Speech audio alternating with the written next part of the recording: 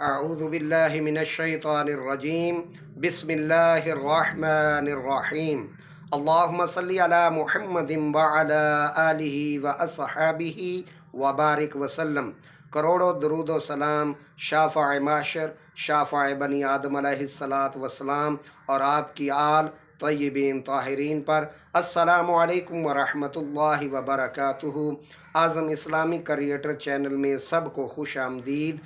امید کرتا ہوں آپ سب خوش و خرم ہوں گے، خیر و عافیت سے ہوں گے، اور دعا کرتا ہوں اللہ رب العزت آپ سب کو مزید خوشیاں عطا فرمائے، آمین۔ محترم ناظرین اور سامعین کرام، آج میں آپ لوگوں کی خدمت میں ایک ایسا وظیفہ لے کر حاضر ہوا ہوں جو تمام وظیفوں کا سردار ہے اور سردار مانا جاتا ہے۔ یہ ایسا وظیفہ ہے جس کا قرآن پاک میں بھی اللہ پاک نے ذکر فرمایا ہے، اور اللہ تعالیٰ کے فرشتے بھی یہ عمل کرتے ہیں۔ اتنا بابرکت اور اتنا محترم و معظم یہ وظیفہ ہے۔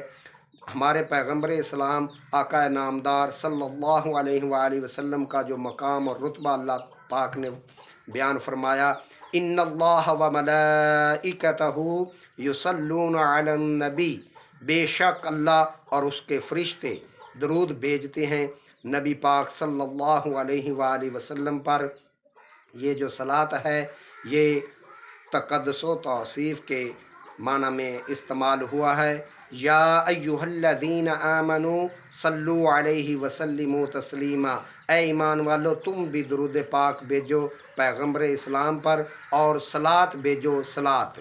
چنانچہ امت نے اس آیت کا معنی یہ لیا ہے کہ جس طرح زندگی میں ایک مرتبہ لا الہ الا اللہ محمد الرسول اللہ پڑھنا فرض ہے، اسی طرح نبی پاک صلی اللہ علیہ وآلہ وسلم کی ذات اقدس میں زندگی میں ایک دفعہ درود پاک پڑھنا ہم پر مسلمانوں پر فرض ہے، اور جب بھی آپ کا نام نامی آئے بالتحقیق صلی اللہ علیہ وسلم کہنا واجب ہے، اور زیادہ تعداد میں درود و سلام پیش کرنا آپ صلی اللہ علیہ وآلہ وسلم کی ذات اقدس پر سعادت اور خیر و عافیت کی نشانی ہے۔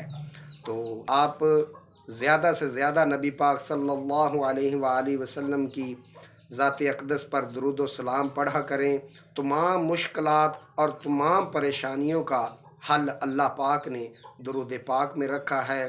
دعا کرتا ہوں کہ اللہ رب العزت مجھے بھی اور آپ کو بھی ہمارے نبی پاک دو جہانوں کے سردار صلی اللہ علیہ وآلہ وسلم پر زیادہ سے زیادہ درود و سلام بھیجنے کی اللہ پاک ہمیں توفیق عطا فرمائے، آمین بجاہ النبی الامین۔